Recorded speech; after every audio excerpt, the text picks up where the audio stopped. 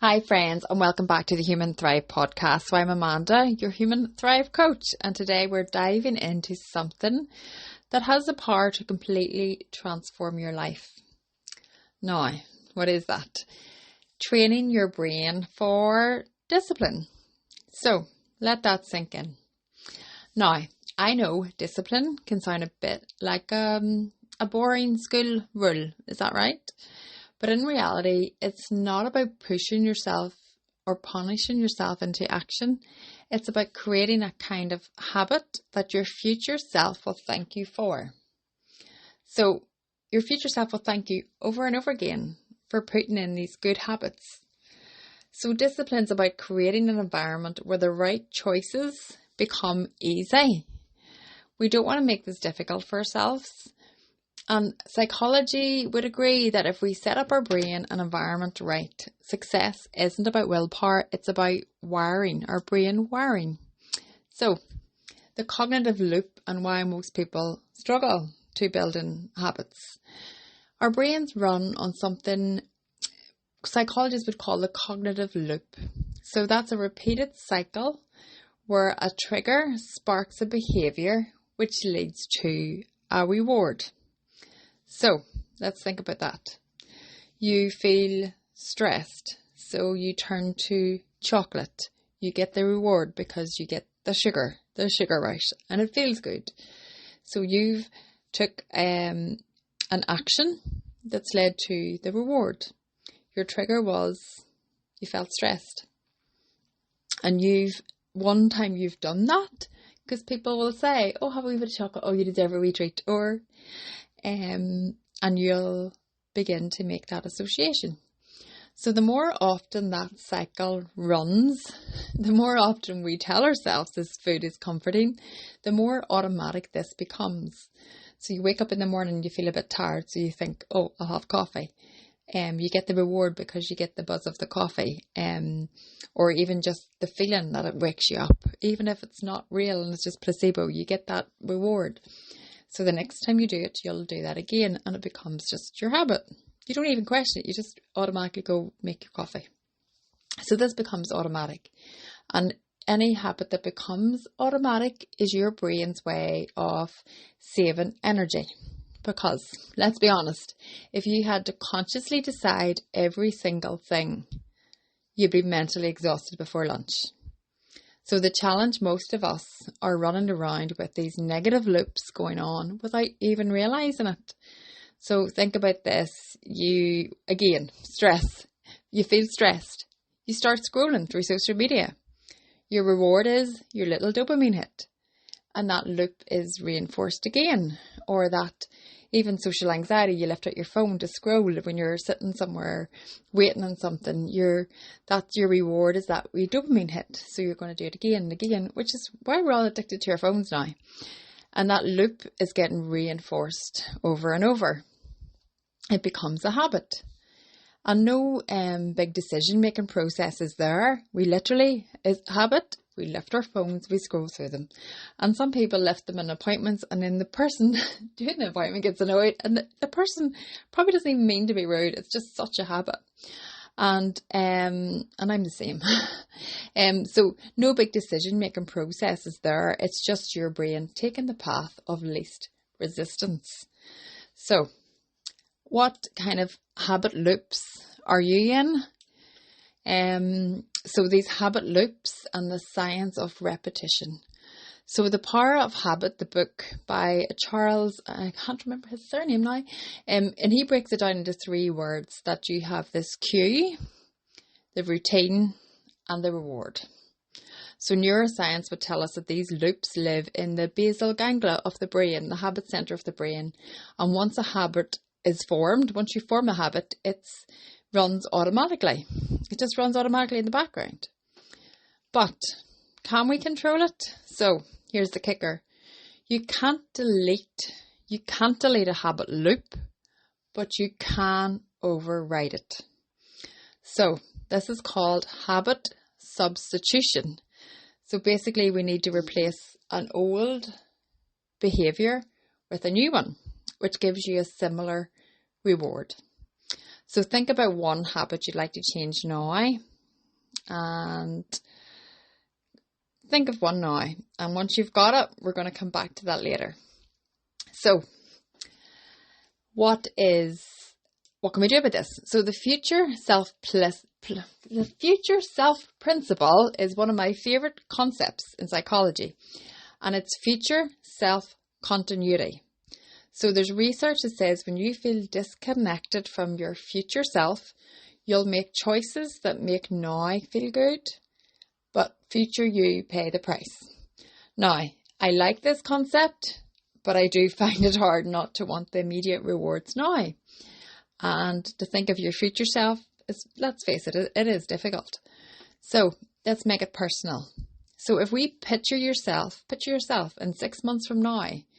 Where are you living? How do you feel in your body? What is your energy like?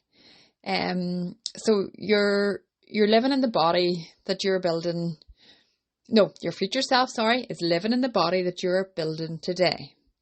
Your future self is living in the financial reality that you're creating today. Your future self is in the relationships that you're nurturing today.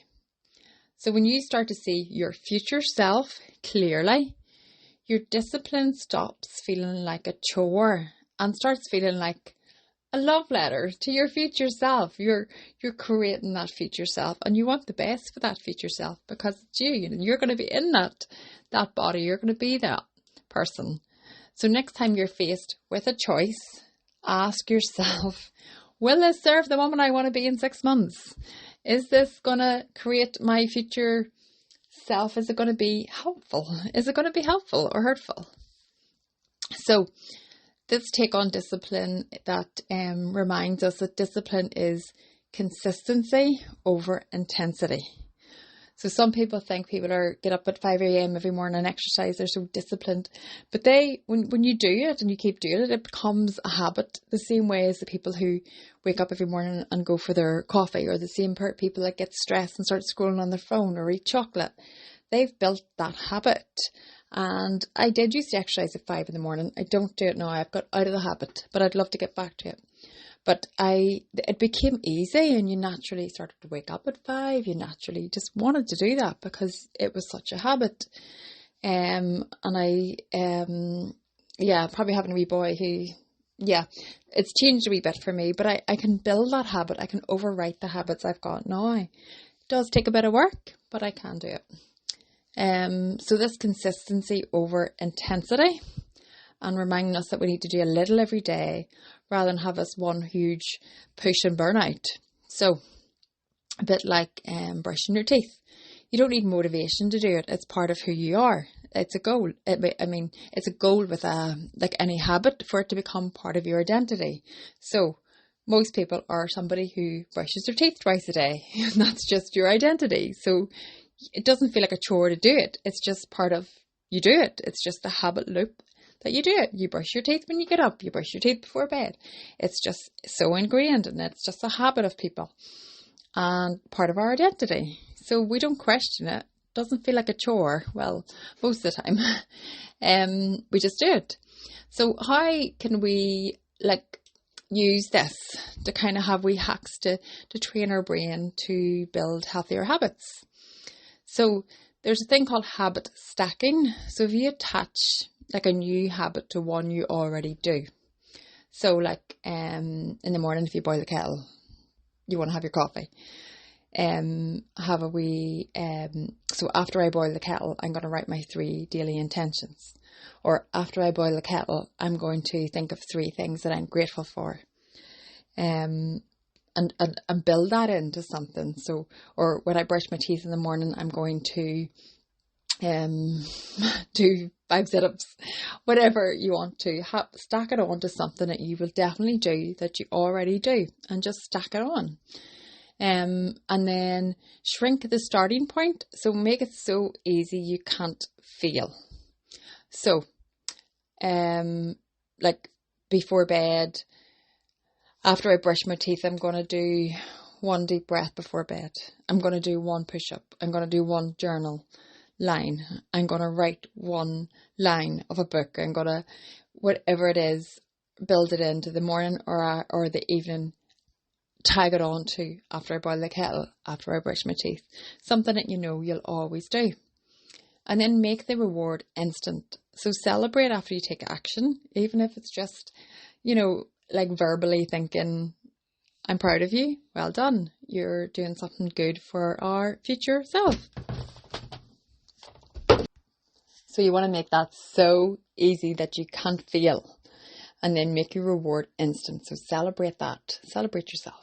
Spend 2 minutes picturing how proud and strong your future self will be. And the other thing, change your environment. So remove any temptation and make the desired action obvious. So if you want to work out in the morning, have your trainers, have your yoga mat, have it sitting out where you see it in the morning. Make it easy. Make it easy for yourself. And think of something then you could start with today, and just pick one habit to stack on to something, and keep it simple. So every choice you make is a vote for the person you're becoming. No single decision will make you disciplined or undisciplined, but over time, each vote will add up. So I like to picture 2 jars: future me thrives or future me struggles.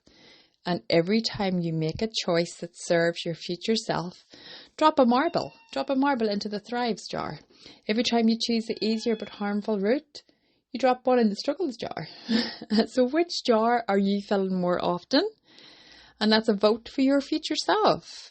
You can do that for real and actually have a really tangible thing to see, which I might actually try. Or you can just imagine that. Which one are you filling more often? Yeah. So when I first started, I don't do this now, but ages ago, when I was morning journaling, I didn't do it because I felt like I did it because I wanted to become the kind of person who starts their day with clarity. I made it easy. I put my notebook on my pillow each night. That cue in the morning made it almost impossible to ignore. Fast forward a few weeks and I realised, I was just doing it every morning. I was showing up, I was calmer, I was more intentional, I was more grateful. And it wasn't even discipline, it was just part of my identity. And I am out of the way of doing this now, but at the time it really helped when I was really starting to get into practicing gratitude. Now when I wake up, I kind of think of things I'm grateful for. I don't necessarily write them down, but that's because I built that habit up, and now I don't feel the need to actually write it, but I can just think it.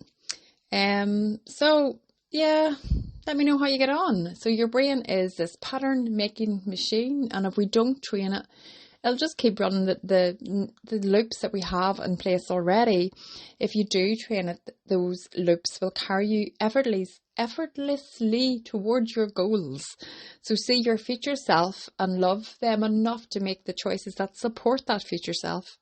And every small decision, even tiny little habits, every repeated loop, it's about shaping who you are becoming. So remember, discipline, it's not all just willpower, it's wiring that we can override. And wiring is built one choice at a time. So until next time, keep building your habits that help you not just survive, but thrive. And thank you for listening. I appreciate each and every one of you. Please subscribe, write me some feedback, do whatever.